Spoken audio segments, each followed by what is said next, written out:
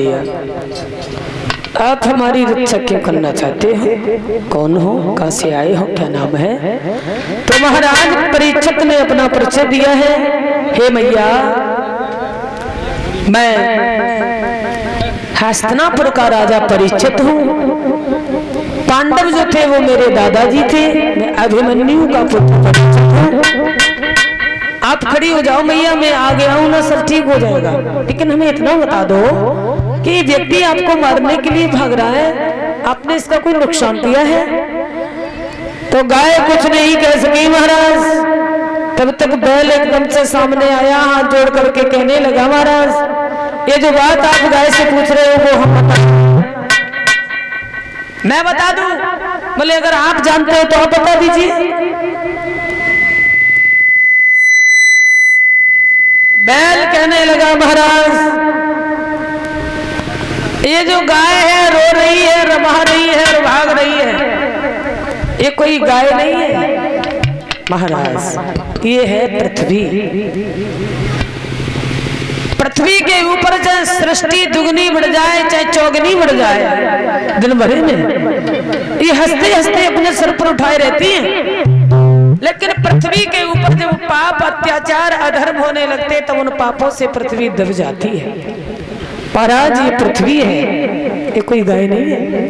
और आप हमें देख रहे हैं, हम आपके सामने 3 पैर से खड़ा हूं, भाग रहा हूं।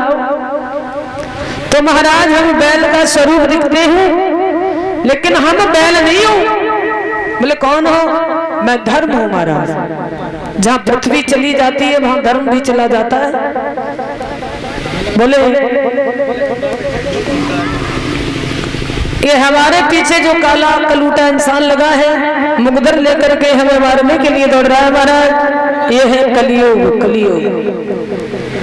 कलियुग के अंदर अब गुड़ की खान है,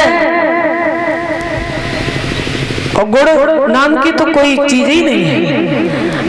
आगे इस कलियुग का ही राज जाने वाला है, और इसके राज्य में महाराज क्या होगा आप नहीं जानते, मैं बता दूं।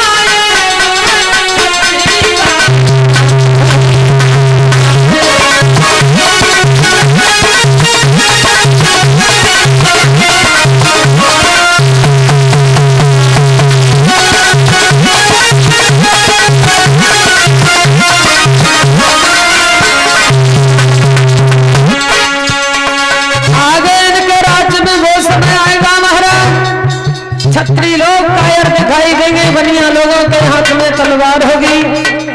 बाप बहन को, बाप बेटी को नहीं मानेगा, भाई बहन को नहीं समझेगा। और क्या होगा महाराज?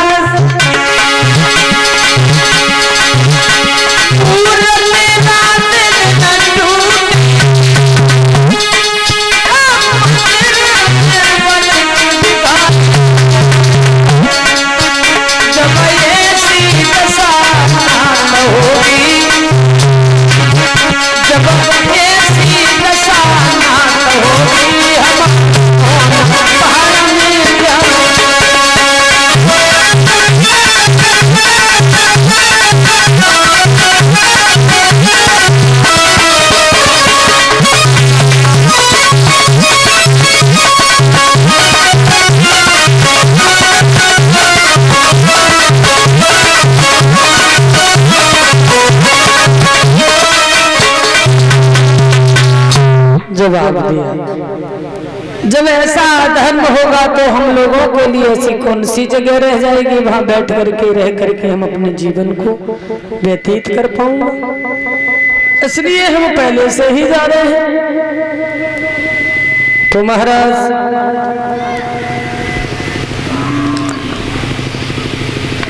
परीक्षित महाराज ने कह दिया अगर ऐसी बात है तो आप घबराइए नहीं।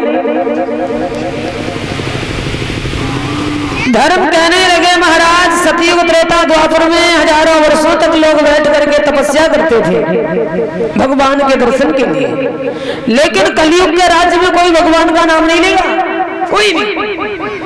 अगर 100 में एक आध भगवान का नाम लेता होगा तो 4 तो उसका मजाक बनाएंगे।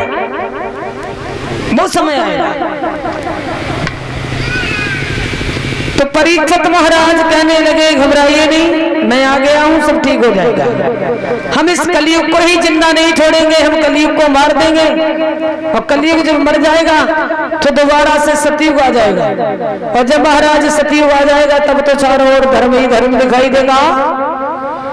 और परीक्षित महाराज इतना कुछ कहने के बाद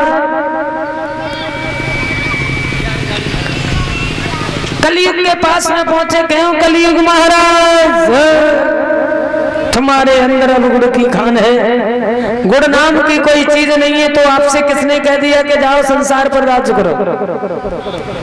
हमारे होते हुए तुमने ये कैसे सोच लिया? हमारे दादाजी इस राज्य को हस्तिनापुर को छोड़ के चले गए, तो आप ये समझते हो कि संसार में इस राज्य में कोई धर्म करने वाला व्यक्ति जिंदा नहीं रहा? केवल पार्थ ही तो गए हैं, पार्थ का भी अंश तो जिंदा है। जब तक मैं जीवित हूं तब तक हम ऐसा धर्म जीवित बिल्कुल नहीं होने दूंगा। तो महाराज कलयुग कहने लगा महाराज मेरे अंदर गुड़ भी है और अवगुण भी है। यही नहीं है कि मेरे अंदर अवगुण ही अवगुण है, गुण नहीं है। अगर आपको हमारे गुणों में सुनने में कोई मुसीबत कोई तकलीफ न हो तो हम अपने गुण और अवगुणों के बारे में समझाएं। तो बोला है कलयुग तेरा जना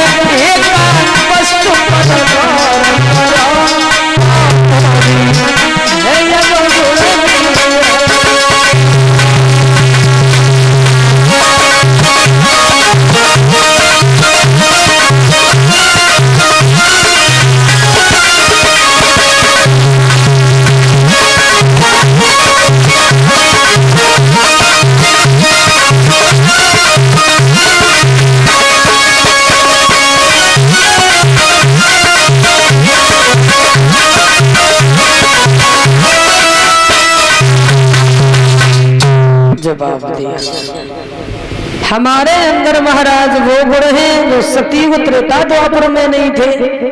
बोले सतयुग में त्रेता में लोग हजारों वर्षों तक तपस्या करते थे, लेकिन महाराज भगवान का दर्शन नहीं होता था। और हमारे राज्य में, अरे हमारे राज्य में वर्षों की छोड़ो, जो भी हमारे इस कलयुग में जो भाई बहन कोई भी बैठ करके सच्चे भाव से भगवान को ध्याएगा तो उसके सारे संकट दूर हो जाएंगे।